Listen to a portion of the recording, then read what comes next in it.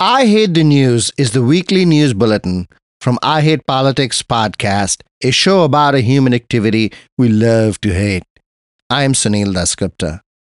The week of August 20th, 2024, Maryland's local and state leaders gathered in the beach town of Ocean City for the Maryland Association of Counties annual summer conference. Seminars, exhibitions, and parties all thrown together. I went there and came back with COVID. I am now on my third dose of Paxlovid, but still not fully functional. This makes for a short episode. I'll do a more comprehensive roundup of the MACO conference and look closely at Governor Moore's closing speech on state finances in a later episode. In other news this week, how realtors get commissions. That has changed.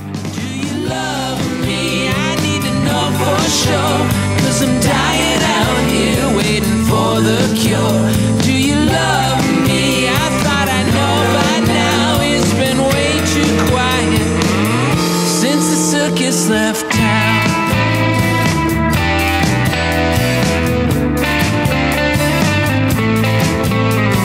Couple of kids out by the loading dock. I Hate Politics is brought to you by UMBC's Political Science Program. If your goal is to make a meaningful impact with a career in local, state, or federal government, discover what this degree can do for you. Learn more at shadygrove.umbc.edu. I Hate Politics is a podcast about our neighborhoods, workplaces, schools and streets, and our local governments as they function in diverse and democratic societies. This means our politics are messy, dirty, sometimes corrupt, with often self-serving politicians. But no matter how much we may hate politics, we are never exempt from it, even when we refuse to participate. In fact, the purpose of politics is to keep society functioning precisely when we don't agree with each other, like now. Music for this episode comes from the Silver Spring power pop band, The Airport 77s. Andy Sullivan on vocals and guitar, Chuck Dolan on bass, and John Kelly on drums. The songs come from their album, We Realize You Have a Choice. Nothing's gonna change. One of them's telling the truth. How are those kids supposed to guess that this would be their last caress? They be thinking about that moment till their very last breath, singing those parked car blues. Do you love me? I need to know for sure. After a busy and illuminating week at the Maryland Association of Counties Conference in Ocean City, Maryland, I came home with a crummy souvenir, COVID-19. I was able to avoid it for this long, thanks to excellent local resources over the years, most of which are now no longer available. Free masks and rapid tests at local libraries, and free vaccinations and testing at local community centers. And I was lax. I did not get a booster shot before I left, and I didn't think to mask. In previous years, I'd routinely check my booster shot status prior to going to large gatherings. But this summer, I thought I'd wait for the new updated 2024-2025 booster shot, which only becomes available September 1st in local pharmacies. The CDC recommends this updated vaccine, which is formulated to address new recent strains of the virus.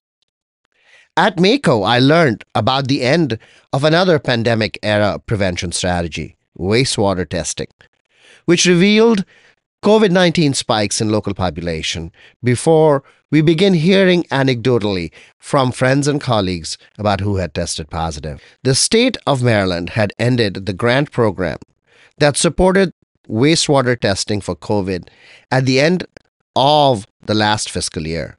Montgomery County's 5 wastewater testing sites are not collecting samples anymore. The county's testing agreement with the University of Maryland remains in place for another year, but work has ceased. There may be a new grant coming, but given the doom and gloom in state budgeting, this is not clear. Meanwhile, the nation is going through its worst summer COVID wave in 2 years. Real estate is the localest of local things, and in that world, things change this week. Greater Capital Area Association of Realtors President-elect Samantha D'Amato explains. Prior to yesterday, it used to be that when you would search properties as an agent through the MLS to try to show them to see what your client might be interested in, you would actually see as part of the listing what the seller was offering out as a buyer compensation fee. Saying they basically say, we're putting this house on the market, and if you bring a buyer to us, we are going to actually pay a brokerage fee to your brokerage of 2.5% if you represent that buyer. So we got that directly from the multiple listing service. It's not allowed to be there anymore. Remember, that is just what the seller is offering towards the buyer broker compensation. The buyer themselves have an individual agreement with their own broker that says, we are hiring you for your services and we are going to pay you 3 apples. Part of the information to provide your buyer as a buyer's agent, saying, I know you love this house. We have our agreement that is set, that is done. I'm going to show you all these properties. But part of looking at the property as a whole is to know, what is the seller now offering that buyer, a broker, so that the buyer doesn't have to bring more cash to the table. It's built into that kind of purchase price at that point in time. So now you'll have a buyer go and say, oh, well, it looks like they're only doing 2.5 apples.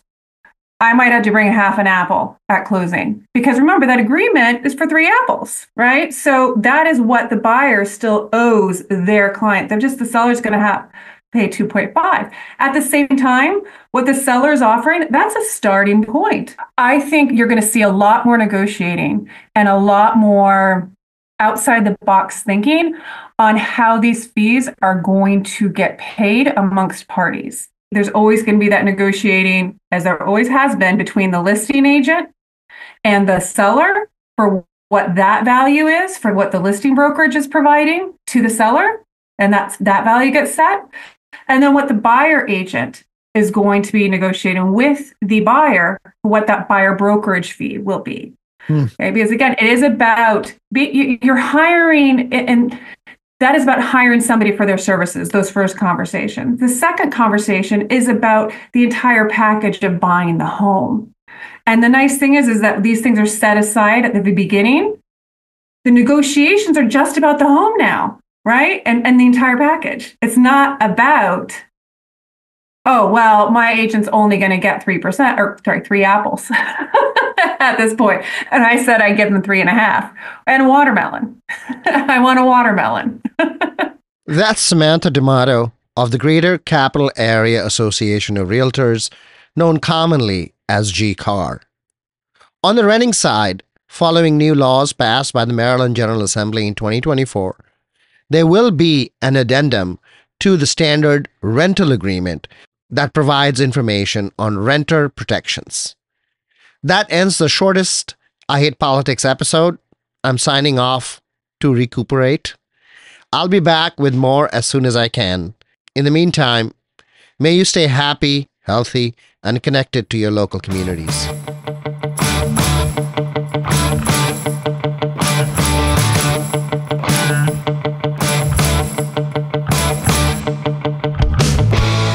Be sure to check out our feature interview series that comes out Friday mornings.